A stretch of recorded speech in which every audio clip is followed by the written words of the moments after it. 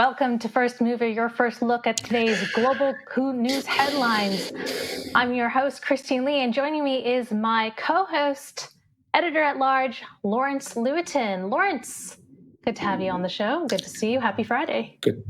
Happy Friday to you, too. All right, let's have a live look at Bitcoin right now. The CoinDesk Bitcoin price XBX index currently at $19,799. Bitcoin is shooting up about 7.75% over the past 24 hours. The CoinDesk Ether price ETX index right now at 1338, also rising about 10% for the day. And the DFX CoinDesk DeFi index is at 130 now, shooting up about 10.9%. The most reliable reference prices for institutions since 2014 are now published under the CoinDesk brand, trusted globally as a leader in crypto news, events, and data. So, Lawrence, these incredible markets now shooting up in the green. What's going on? I wouldn't call it shooting up in the green just yet. I mean, yes, it is positive today, and there is a rebound. But hey, guess what? We're not over 20,000 yet. I think we're going to see these kind of bounces again. We're kind of still hovering around the 20,000, under 20,000, $19,000 range. We had a sell-off yesterday on the CPI number that came in that was worse, which is higher than expected. But I think the markets are kind of they're trying to find some optimism. I'm sorry, I shouldn't laugh. We have some interesting stuff going on. Obviously, in the UK, they're getting rid of their finance minister. He had to after only 38 days. Yeah, I've had jobs that lasted shorter than that, to be honest. But nevertheless, he said on Twitter that it's an honor to serve. Which is interesting for his 38-day tenure, kind of like Scaramucci. And Scaramucci found his way after his 11 days at the White House as a communications director. But Scaramucci didn't blow up the bond market. Yes, and this leaves the fate of the draft laws to regulate stablecoins in the hands of a successor whose identity is yet to be known, although there is speculation that if former foreign minister Jeremy Hunt might be the replacement. Well, yeah, we'll see how that goes. The problem might be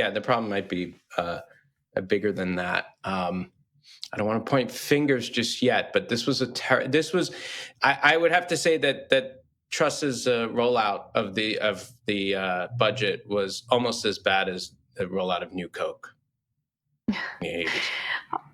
Well, also, speaking of folks out the door, it looks like crypto trading firm NYDIG is laying off about 33% of their staff, according to CoinDesk sources, which people. Is, we have been seeing a lot of crypto firms have been laying off folks in the bear market. It's tough to see.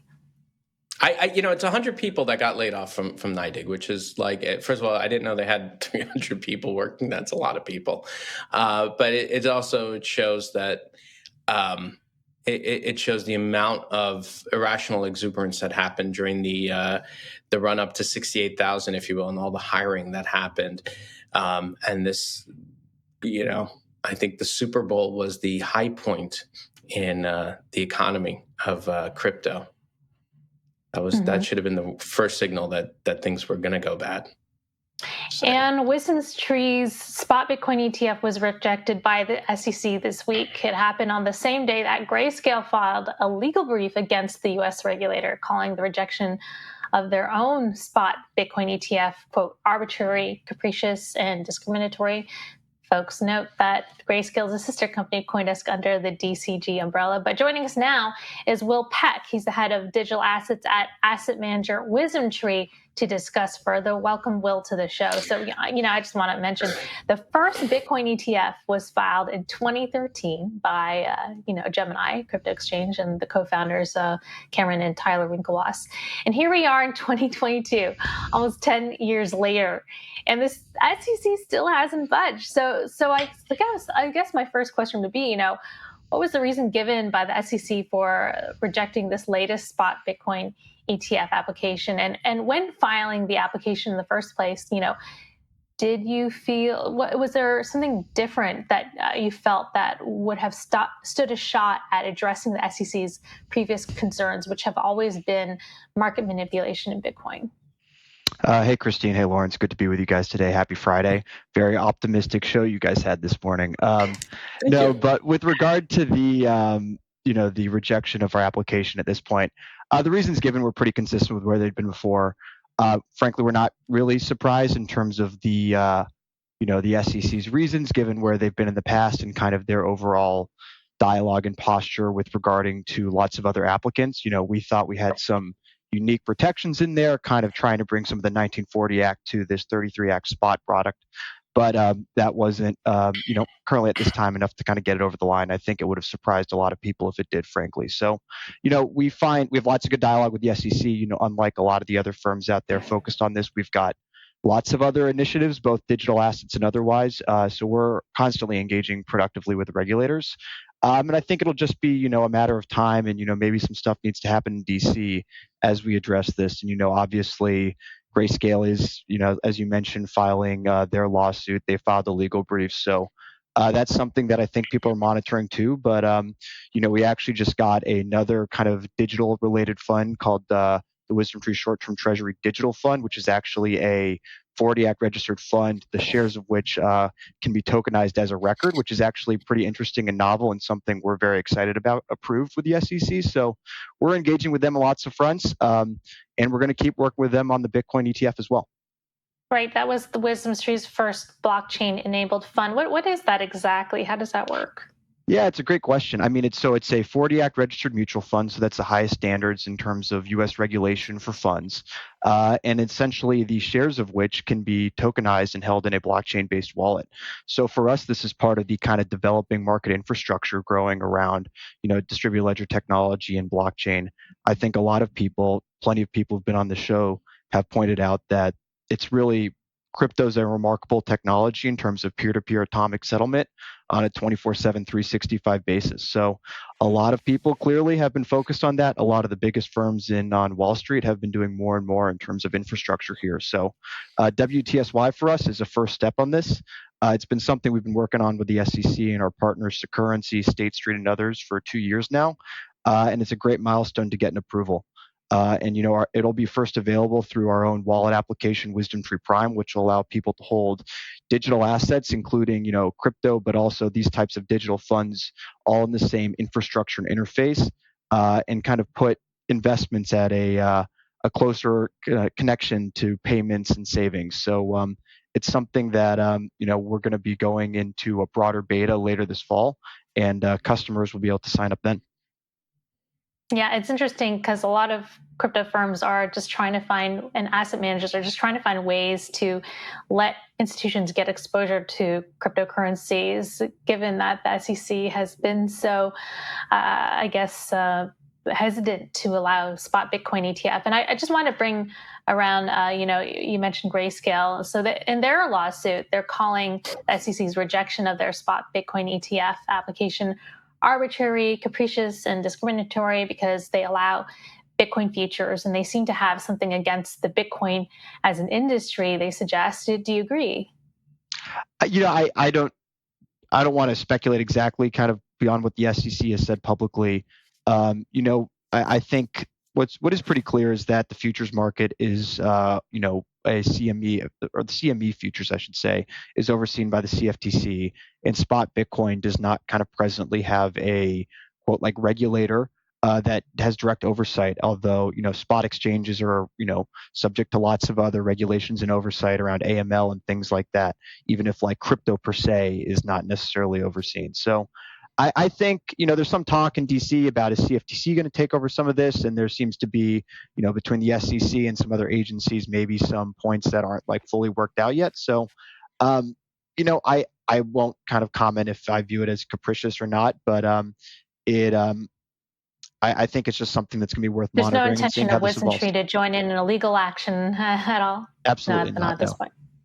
So why do you guys do this? It seems like the SEC's makeup hasn't changed all that much, and I still don't quite get what the secret ingredient in this most recent filing was that made everyone think. And even you admitted it was that it was most likely not going to pass. So why are you guys trying to make lawyers rich? I mean, why not just wait for the SEC's It's our own makeup to lawyers. change? It's my colleagues. I love working with them. No, look, I think Yeah, it's but just going to be. like, You don't know what's going to happen at any point in it's time, like a right? And I lottery think ticket, though.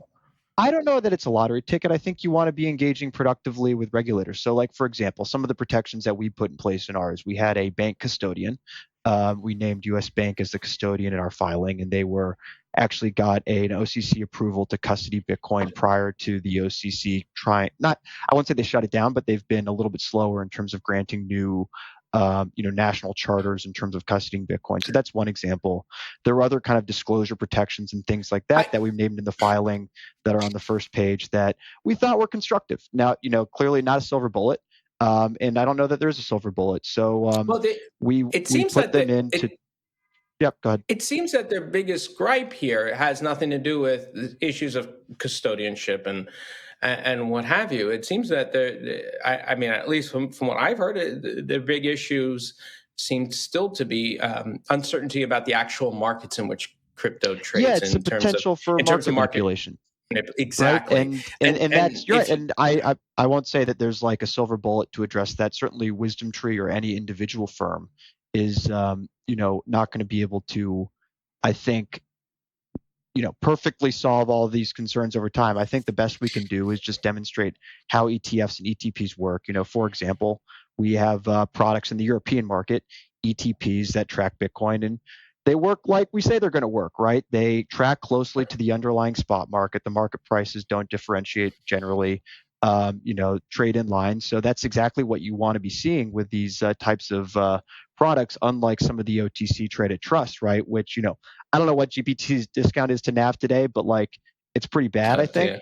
Yeah. And so that's where you start to see some issues. And so, we're just trying to demonstrate that, kind of show the protections that we have in place. But, it's clear at this point in time that it seems that there are all these protections and every application that comes out, there are all these extra doodads that are added to this. It's going to be even more protected than and yet they keep saying, yeah, that's great and that's wonderful, that's fantastic. But you're dealing with a price that is potentially manipulated by foreign governments, let's say, and that where the spot price is never really truly the true market price and can be moved around because there's such thin markets.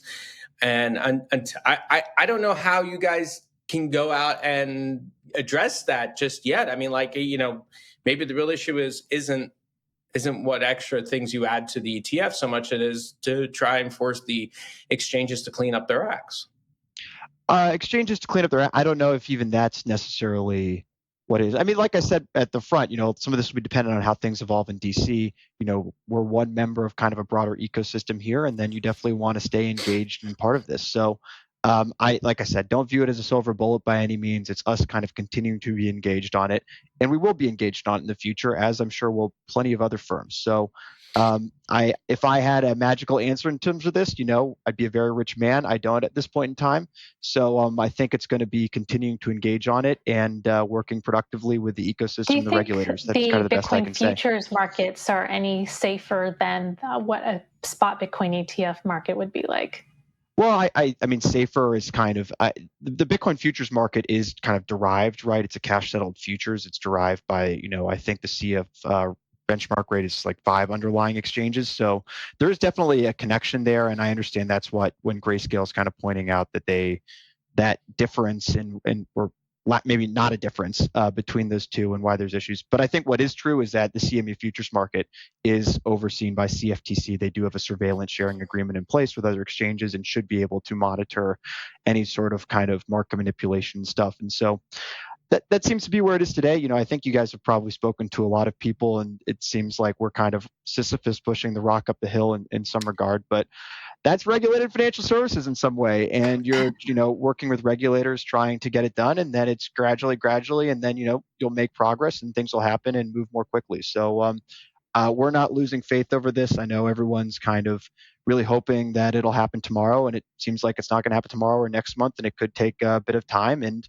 we're in it for the long haul. We think it makes sense for a lot of our clients to be allocating, a small percentage of their portfolio to Bitcoin and doing it in a cost-effective, transparent, and secure way, which I think the products that exist today don't necessarily allow you to do that. So that's what we're focused on, and trying to do that in, ETF or not ETF in kind of other ways as a lab. Well, congratulations to all the securities lawyers. Yeah. Keep pushing that rock up kind of a cynical way to say it, but no. I mean, like I said, this is our business, and we'll keep it going. Everyone needs it seems one. that way on this Friday morning. All right. Thank you, Will. That was Wisdom Tree Head of Digital Assets, Will Peck. Thanks, guys. Have a great day and weekend. Bye. We've got a crypto markets update with DeFi research and development firm Injective Labs after the break.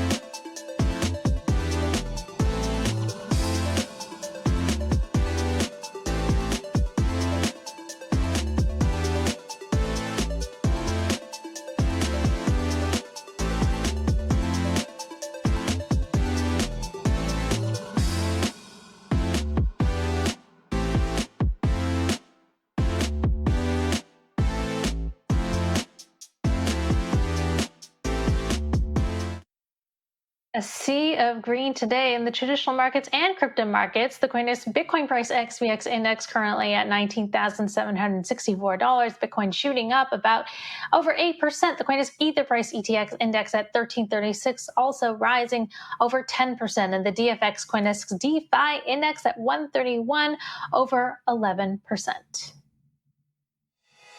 The Crypto Markets Update is brought to you by KuCoin, the best place to find the next crypto gem.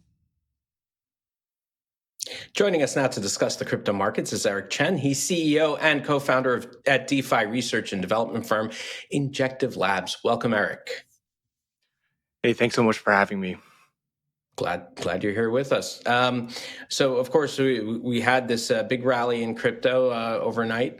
What do you make of it? I mean, is this just sort of still kind of not breaking over that 20,000 level? Just sort of a rebound from the bad news and just everyone's being like, oh yeah, well, okay, yeah, we figured inflation is going to be bad, but whatever, 20,000, 19,000 or so is the right price. Actually, I would say it's a really interesting dynamic because essentially when the CPI number first published in the beginning, the entire market, S&P, the global market pretty much just tanked right away. And that's in line with the previous kind of market movements where they kind of see like a elevated or, a CPI number that was breaking expectation. And with that, the Fed is probably going to introduce another series of rate hikes. So that drop is kind of like a rational reaction to that number being published. However, one of the interesting kind of event that happened following was that the White House kind of had like a very, very positive stance on the CPI numbers, and therefore the market kind of reacted, expecting that there's going to be a much more tapered rate hike as a result. So basically, one man's word kind of changed the entire outlook of the financial markets, crypto and global equity and everything alike.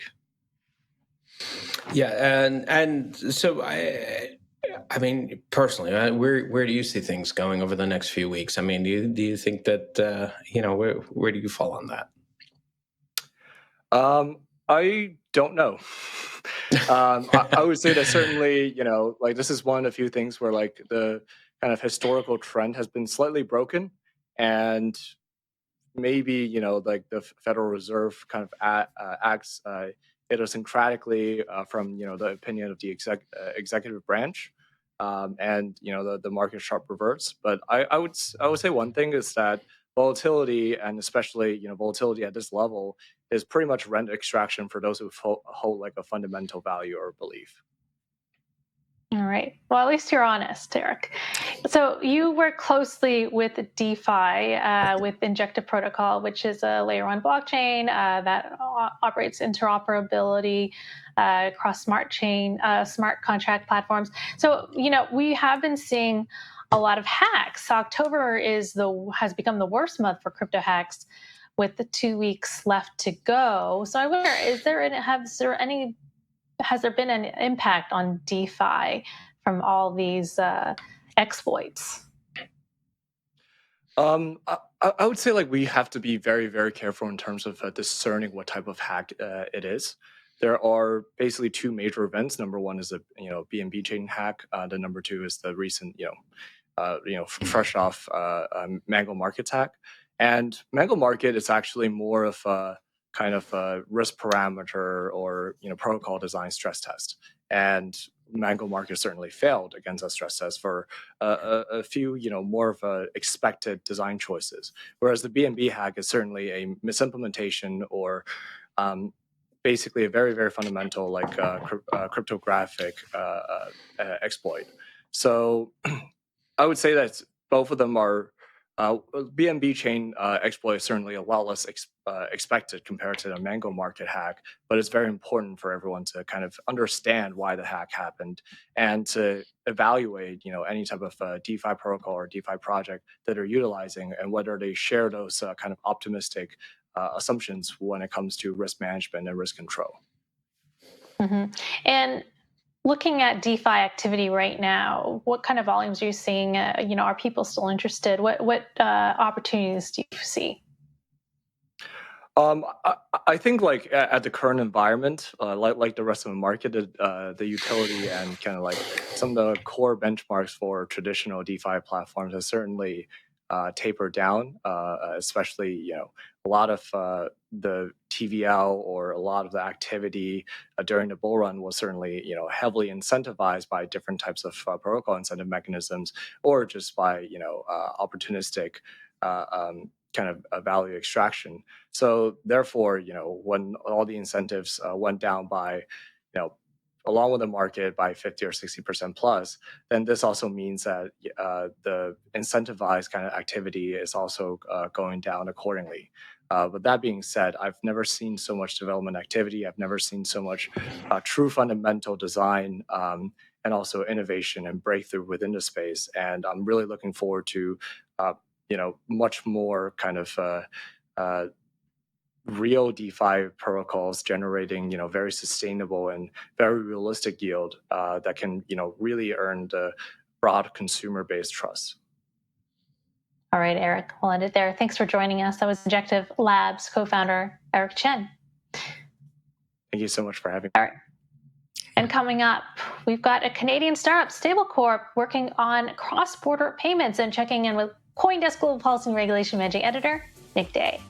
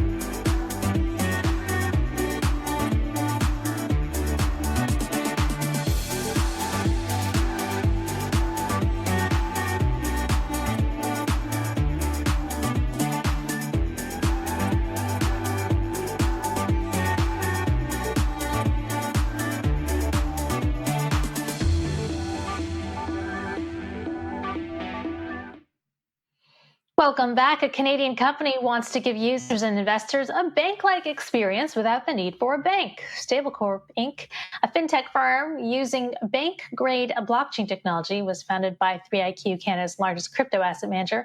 They aim to reduce cross-border payment friction.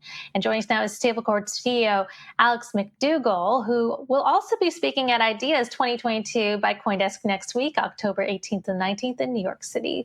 Hello there, Alex. So you say this is the next evolution of TradeFi. You work closely with USDC and Stellar. Are traditional financial players interested in working with cryptocurrencies for cross-border payments? This is kind of the biggest question, isn't it? And I think it's really up to us as an industry right now to build those types of solutions that really look, act, and feel like what people are used to, but don't have 5% cost savings. They have 95% cost savings, or that you really are seeing those tangible benefits from that instant settlement. We always kind of think about it as, especially in bear markets like this, it's sort of time to build the boring stuff. It's time to go back to the basics and get those classic crypto use cases right that during bull markets we tend to look past and look through.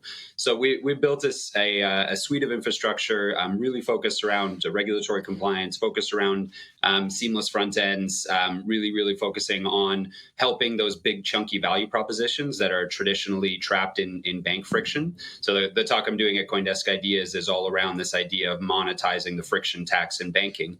So I think to answer your question, the short answer is yes. If you can make a very traditional type of value proposition of, hey, I can save you 90% on your costs, then absolutely everybody would be interested in doing that. It's really up to us as an industry to put all of the right regulatory pieces together, the right technology pieces, the right front end, the right governance, all of those pieces to actually make this a seamless experience that is easy to access like that. So what part of the process are you in terms of cross-border payments? Are you the front end, the back end? Where are you? Well, that's kind of the joy of where we're at with this composable ecosystem that we have in digital asset land now is we've built what we think are three key pieces of the infrastructure. So we have a front end called Grapes Finance, which again is something you can connect a non-custodial wallet to. You can onboard to a custodian in your own name and manage the front end of that transactions. We've also built the digital assets themselves. So we've built a Canadian stablecoin. We've a good partner of ours, Circle, obviously has the American side of that, and then we spend a lot of time on the on-chain FX piece with certain partners of ours. So we also manage some of the yield piece, which is a key component to any of this kind of bank-like experience. So we look at it as there's a composable ecosystem of solutions that need to all be in place to give you these kind of step function better experiences than what you can get in traditional finance. We've built some of the infrastructure, but we're really keen on ecosystem development, and a lot of our partners provide those solutions as well. So what kind of users are you looking at? Are you looking at people who are doing remittances to and from Canada? Are you looking at people who are companies that are in actual trade, real trade finance, right? So in other words, importers and exporters into and out of Canada. Is it solely Canada, I assume, because you're dealing with a Canadian stablecoin? So the way we've kind of built it is we're starting with Canada. It's our backyard, but basically the biggest friction points are for small medium businesses that really aren't scale enough to get those institutional type of FX rates, and are still kind of ending up with bank done foreign exchange, regular SWIFT wires, and that's really where we see kind of that biggest delta or biggest value gain. One of the key announcements we did a few weeks ago was with the Canadian Sail GP team, which is an international sailing racing team. So we use a combination of our infrastructure, cables, on-chain FX, and the Circle infrastructure to allow them to pay all of their athletes and sailors in a combination of USDC or fiat, whatever you want. And so it's those types of value propositions that we're really driving to see in kind of the small medium business market. There's a ton of cross-border flow back and forth between Canada and the US, and it's really time to kind of harden some of that model. We call it crypto NAFTA with Dante from the Circle team, and kind of creating the flows for that. Do you see it eventually replacing the crypto the FX markets? Do you see a world in which stable coins end up, putting my old industry, the FX trading industry, out of business. Absolutely. And I don't think it's going to be an overnight thing. I think it's going to be an evolution. We need to get the liquidity around those on-chain FX pairs down to where there is institutional types of spreads. But every time, and this is sort of the dirty secret about cross-border payments in digital asset world, is there isn't really an FX market because there's not a robust multi-currency market. So every time we need to go and settle or finalize those transactions, we need to jump off-chain back into the fiat world, which sort of breaks this machine speed web of commerce that we're building. So being able to access by API, being able to access in centralized and decentralized manners, robust liquid on-chain currency markets is one of the key pieces of infrastructure that actually enables this kind of global web of commerce that we're all looking to do. And this is, you're right now working with USDC and Stellar. I guess you can work with any cryptocurrency or stablecoin. And Yep, what's your value add here? Are you just making it more efficient for companies to use and or like cheaper? Yeah, so I mean, we think from our perspective on the front end, we're creating that connective fabric in the front end of that. So when we have Canadian businesses or American businesses onboarding with us, they're getting seamless front end access to Stellar, Algorand, and Ethereum, which is all the chains that we're on. We're enabling access to insured custody. We've built kind of a KYB sharing framework through Balance, one of our partners in Canada. We're also giving access to the Circle infrastructure through our front end as well as the FX infrastructure. So it really creates that kind of one-stop shop where you're getting access in your own name to all of these pieces of an ecosystem that gives you FX, gives you cross-border payments, gives you yield, gives you access to credit, all through one seamless front end. So when we think about where the value accrues, it's really in that connective fabric, which is one of the key pieces that we're putting together.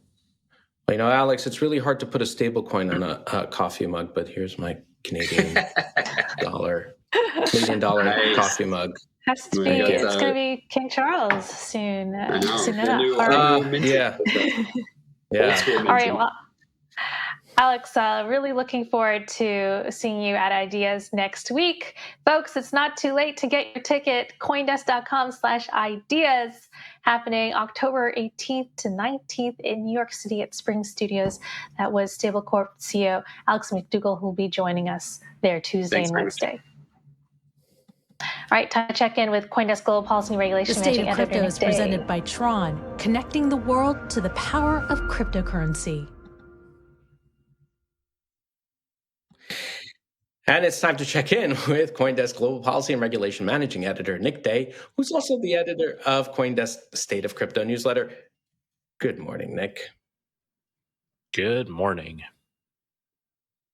Hi. So, Bloomberg is saying that Roche Friedman is no longer going to represent the plaintiffs in the class action lawsuit against Bitfinex and Tether. You know, those two companies, really Ifinex, the parent company, claims that that Roche Friedman is basically weaponizing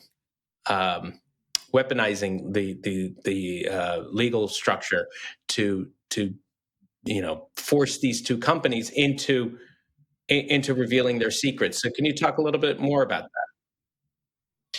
Yeah, so this is actually part of the continued fallout of, one of the founders, Kyle Roche, basically going on camera, not on purpose, but claiming that he had been deliberately bringing lawsuits to try and aid Ava Labs. Of course, Ava has denied this and said that, the Mr. Roche was vastly overplaying how much of a relationship the two companies had. But the immediate fallout was Roche Friedman, the company, immediately removed Kyle Roche from all of their class action lawsuits, but that wasn't enough for Ifinex. They filed to remove the entire company, and a judge agreed with that decision, saying that what Kyle Roche did or said was very stupid, and that's a quote, by the way, literally calling it stupid, and saying that the company or the law firm might not be the best representative. What's really interesting to note is that it's not just Ifinex that called for this. Some of the plaintiffs in the class action lawsuit also asked for the removal of that law firm. And so there are now two other law firms that are going to take the role of representing the lead plaintiffs. They will continue with the lawsuit as is. The lawsuit itself, so far, looks to just be continuing the way it was before.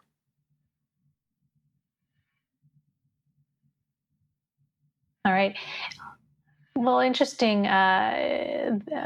development there on that front. Also, Nick, I know you came back from DC FinTech Week. Anything new from there that you found? I mean, I think I'm just gonna say, I met a lot of folks there who have said that they either watch the show or read our work, and so shout out to all of you. Honestly, I think it's really interesting that I've been going to DC FinTech Week for a couple of years. When I first went, I think maybe 3 years ago, it was not a very large event. There's now a fairly substantial number of folks who went there, not just to attend the actual talks, of course, but also to meet other regulators or policy adjacent folks. So it is interesting to me that, part of it's DC FinTech Week, but part of it also just crypto has taken on, a fair amount of significance in that there is a lot of attention and brainpower being dedicated towards trying to understand it, trying to understand where it fits. And this is not something you'd have seen a couple years ago. All right, interesting. All right, Nick, thanks so much. That was CoinDesk Managing Editor of Global Policy and Regulation, Nick Day. Don't forget to sign up for the State of Crypto newsletter on CoinDesk.com. Also, we're going to check in with Crypto Twitter for our tweet of the day. We're getting some reaction this morning to the news that NYDIG is laying off about a third of their staff. Crypto entrepreneur Mike Dudis tweeting, quote, NYDIG was always a myth. No one I spoke with could ever understand the valuation, funding, business model, or market positioning.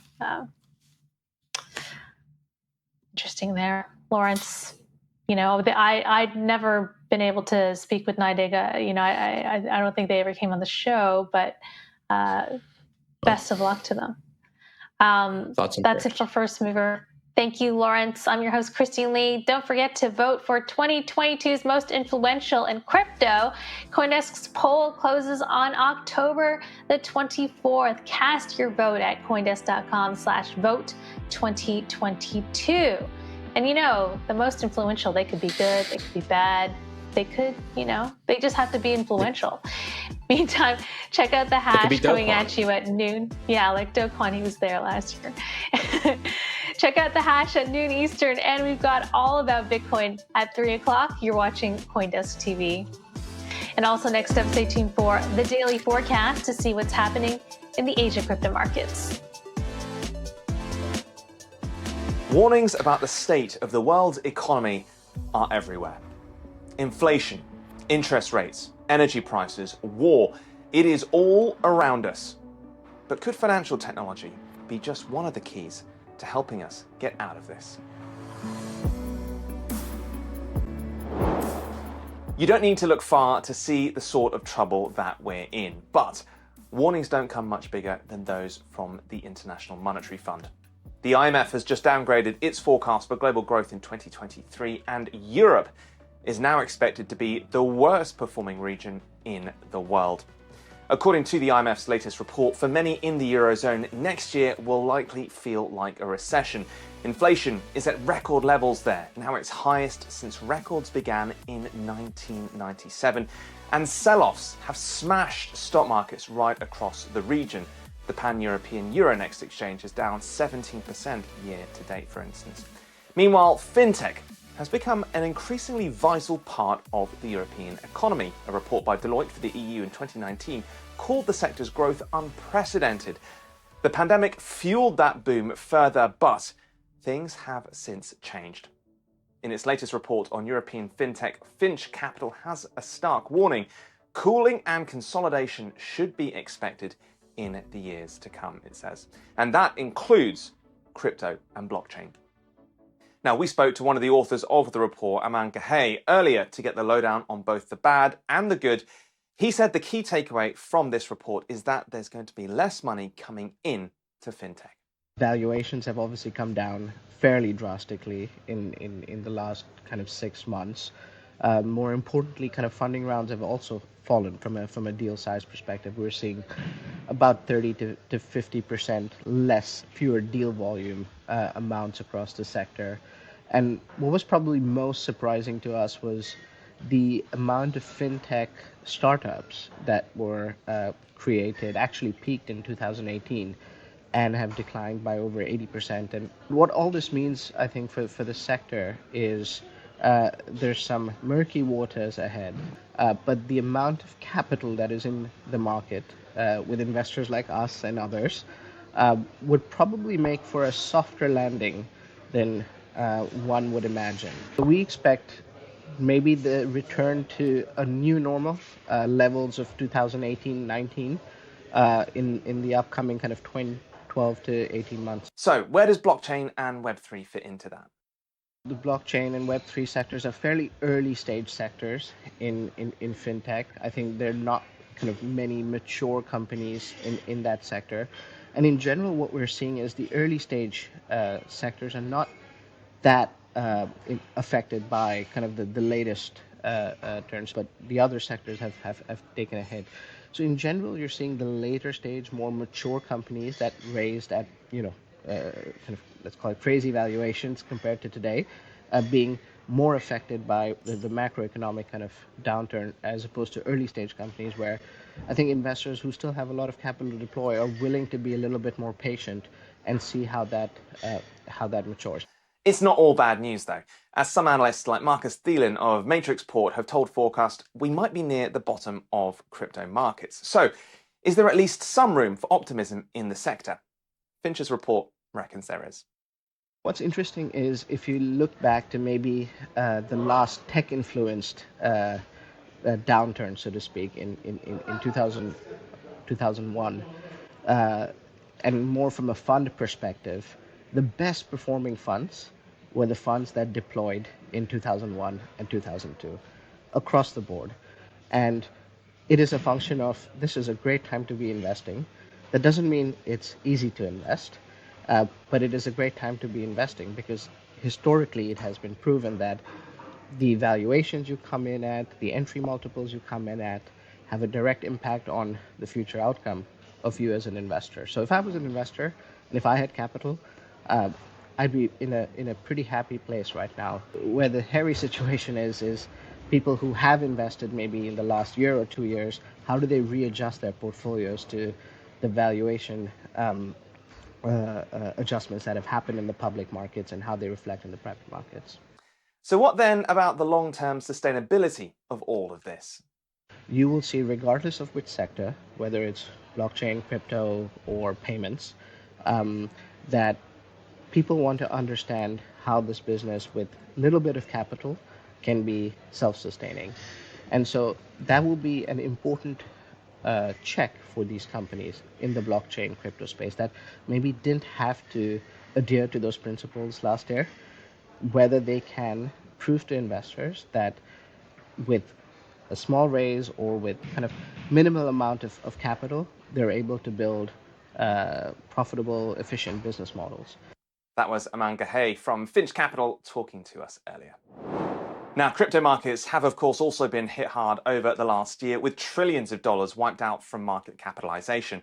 So what can we expect in the year ahead there, especially for Bitcoin? Well, Jin Chao, founding partner of CVP No Limit Holdings, spoke to our editor-in-chief, Angie Lau, earlier. He said he does see some light at the end of the tunnel. It may not happen this calendar year, but I do think that we're following very similar trends and very familiar trends with people that have been in this industry for a while. I think are quite calm about what we're seeing because it's what we've seen before. For people who are newer, so similar to guys that got in at the end of 2017 and went through that downward cycle from 20,000 down to 3,000, bit painful. Similarly, for folks that kind of got in third quarter last year, saw the run up to close to 70,000, and then now down to where we are in that 20,000 range, also painful. But again, those windows are generally 1 quarter. If you look at the rest of cycles and cycle on cycle, people are pretty happy, I think, with the results. We're going to continue to see this volatility until there's mass adoption or early mass adoption. And again, based on my prior answer, I say we're a cycle or two away from that. But in the meantime, I don't see any major changes what we've seen in the past. So what I mean by that is generally from a cycle low to a future all-time high, we've seen Bitcoin do that within 18 to 24 months.